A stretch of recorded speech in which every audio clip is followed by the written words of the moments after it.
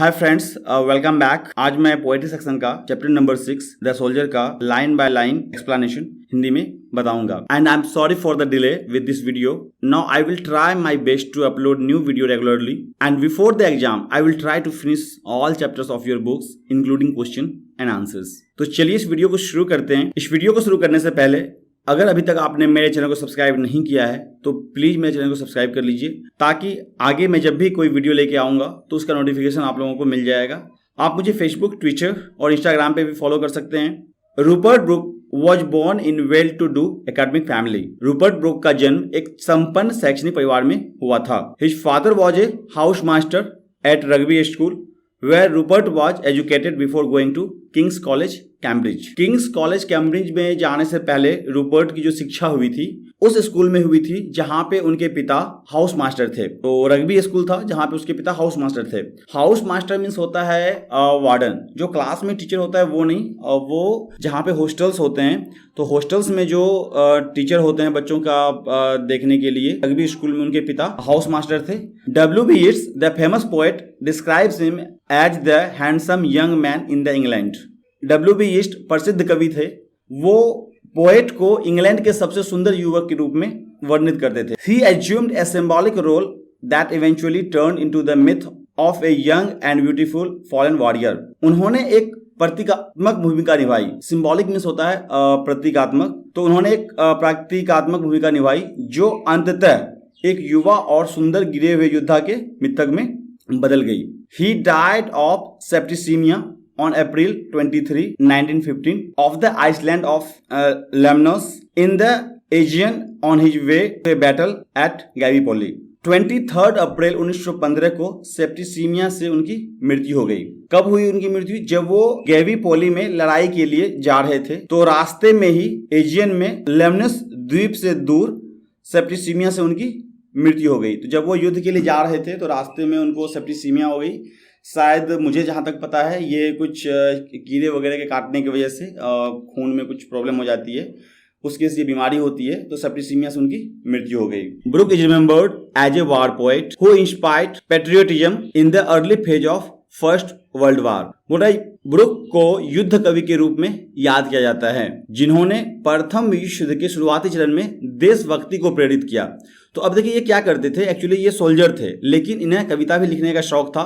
तो ये जो कविता लिखते थे ना वो देशभक्ति कविताएं होती थी और वो सेना में क्या करता था, एक तरह से मतलब ज्यादा उत्साह लाता था, मतलब सेना को इंस्पायर्ड करता था। His reputation cheaply rest on 5 war sonnets of which the soldier is undoubtedly the best and most antholoized। उनकी जो प्रतिष्ठा है वो मुख्य रूप से युद्ध सोनेट पे टिकी हुई है। अब सोनेट्स क्या होता है? सोनेट्स एक्चुअली क्या होता है, ये 14 लाइन की कविताएं होती है। 14 लाइन के कविताओं को हम लोग सोनेट्स बोलते हैं। तो बोल रहा है उनकी जो प्रतिष्ठा है वो मुख्य रूप से 5 युद्ध सोनेट्स, मतलब युद्ध के समय जो उन्होंने सोनेट्स लिखे थे उस पर टिका हुआ है, जिसमें द सोल्जर जो कविता भी हम लोग पढ़ेंगे अभी, द सोल्जर निसंदेह सबसे अच्छा और सबसे ज्यादा संकलित है।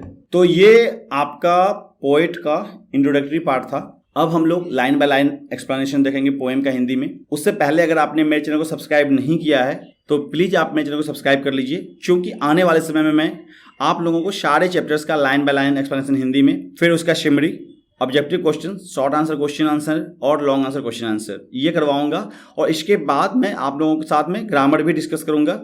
तो इसलिए आप मेरे चैनल को सब्सक्राइब कर लीजिए ताकि जब भी मैं कोई वीडियो लेके आऊं तो आपको उसका नोटिफिकेशन मिल जाए। अब देखिए पोएम का मीनिंग ध्यान से देखिएगा, इसे समझने की कोशिश कीजिएगा पोएम को। द सोल्जर जो रूपर्ट ब्रूक के द्वारा लिखा हुआ है वो क्या लिखते हैं, देशभक्ति पोएम ही लिखते थे वो, क्योंकि वो खुद एक सोल्जर थे। If I should die think only this of me, that there's some corner of a foreign field that is forever England. There shall be in that rich earth a richer dust concealed। अब देखिए ये soldier थे और जो ये poet भी लिखते थे वो एक देशभक्ति भरा होता था। तो ये यहाँ पे अपने लोगों को संदेश दे रहे हैं, जो उनके देश के लोग हैं उनको संदेश दे रहे हैं इस पोएम के माध्यम से कि if I should die think only this of me, यदि मैं मर जाऊं तो केवल मेरे बारे में इतना ही सोचो, that there some corner of a foreign field, कि किसी एक विदेशी क्षेत्र का कोई कोना है, दैट फॉरएवर इंग्लैंड, वो हमेशा के लिए इंग्लैंड का हो गया है। There shall be in rich earth a richer dust concealed, वहां पे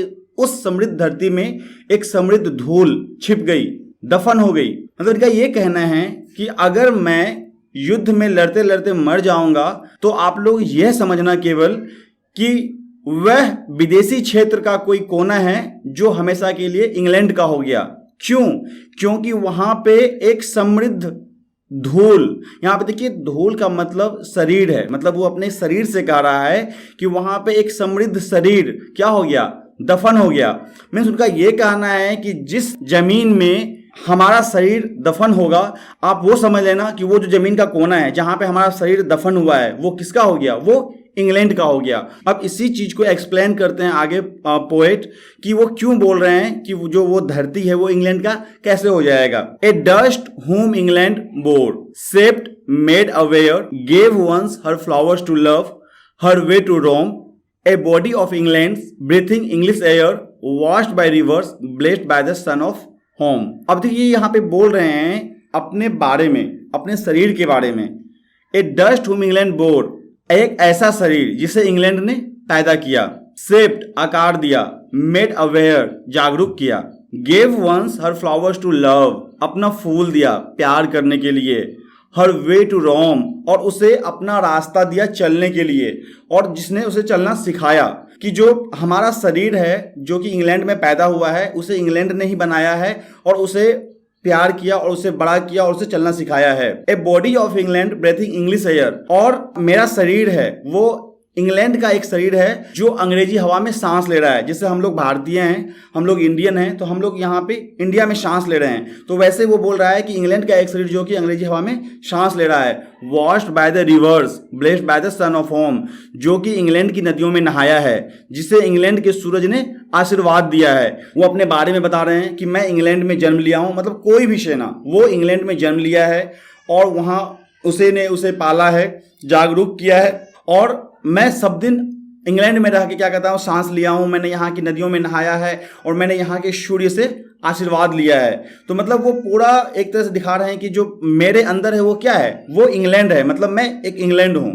and think this heart all evil shed away a pulse in the internal mind no less give somewhere back the thought by England given. कह रहा है poet कि यह सोचो कि इस दिल की जो है वो सारी बुराई क्या होगी, वह दूर हो जाएगी। जब मतलब मैं मर जाऊंगा तो मतलब जो क्या होगा, जो हमारे अंदर की सारी बुराइयां हैं वो भी खत्म हो जाएगी। एक सोच अनंत मन में, a pulse in the internal mind, एक सोच जो अनंत मन में, नो लेस वह कम नहीं है। वह ये बोल रहा है कि जो हमारे अंतर मन में जो सोच है, जो इंग्लैंड के द्वारा दिया हुआ विचार है, ठीक है, वह कम नहीं है। Give somewhere back the thoughts bye England given, मतलब जो सोच हमें इंग्लैंड ने दिया, जो विचार हमें इंग्लैंड ने दिया, वह हमारे अंतर मन में है और वह किसी से कम नहीं है।